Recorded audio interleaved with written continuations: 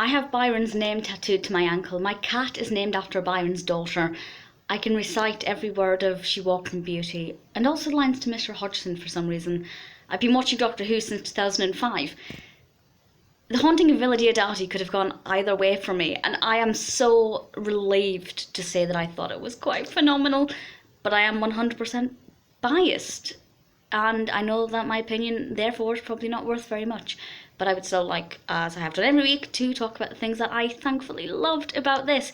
So even if we strip back Byron and the Shelleys and Polidori and Fletcher and Clairmont, we get rid of all of them.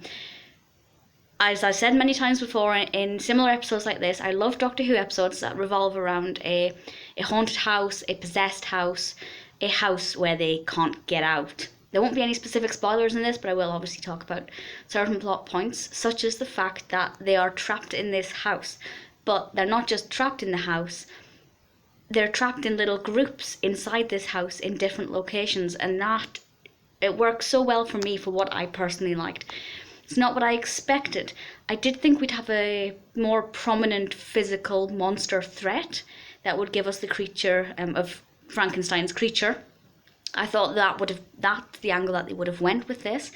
So I was pleased to kind of be wrong for the majority of the episode. So the plot, the narrative, worked very well. Great pacing, costumes, gorgeous. Yaz is still annoying me. Ryan, I'm surprised that Shelley was able to, Mary Shelley, during some of their conversations, was able to understand Ryan, particularly when he was talking about his nan. She didn't say what's a nan. It was very, I'm just going to say that the TARDIS was doing some kind of translating for them. I don't know. The characters, this is the thing that could have worked for me. It could have gone really badly. I have to say I'm so glad they kept in Fletcher and also Clairmont. Those two characters really could have been taken out of this and it still would have worked. Perhaps I feel like there were maybe a few too many characters from a storytelling perspective, but from somebody who is madly in love with Byron and who worships the ground of the night of Frankenstein's creation, I'm so glad that those characters were kept in there. Clairmont could have been a little bit more insane. She wasn't really crazy enough. Byron, on the other hand, was not as out there as he could have been. I was so worried they were going to almost caricature Byron, as is often the case with interpretations of his personality. That didn't happen at all. He was subtle, but he was still true to what we know and love as Byron.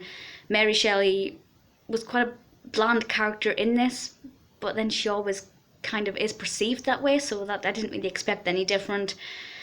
Polidori, I didn't expect Polidori to have such a prominent role, so that was kind of a refreshing angle and not what I was expecting. And yeah, this episode for me was just full of surprises. I loved the Doctor. I loved when she recounted with Byron the first two lines of She Walks in Beauty, and the mentioning of Ada.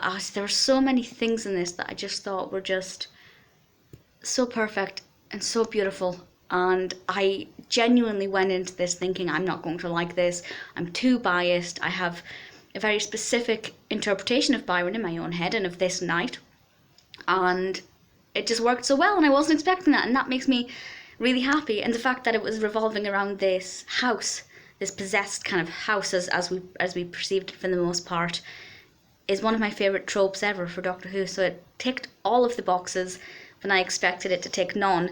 So really, The Haunting of Villa Diodati, I expected to give it a 3 out of 10. I don't usually rate episodes, but I do have to say that this for me would be a 9 out of 10 because it exceeded my expectations. And truly I'm very thankful for that. And She Walks in Beauty like the night of cloudless climes and starry skies, and all that's best of dark and bright meet in her aspect and her eyes, thus mellowed to that tender light which heaven to gaudy day denies. One shade the more, one ray the less, which half impaired that nameless grace, which waves in every raven dress and softly lightens o'er her face, and on that cheek and o'er that brow, so soft, so calm, yet eloquent, with smiles that win and tints that glow, that tell of days and goodness spent. A mind at peace with all below, a heart whose love is innocent.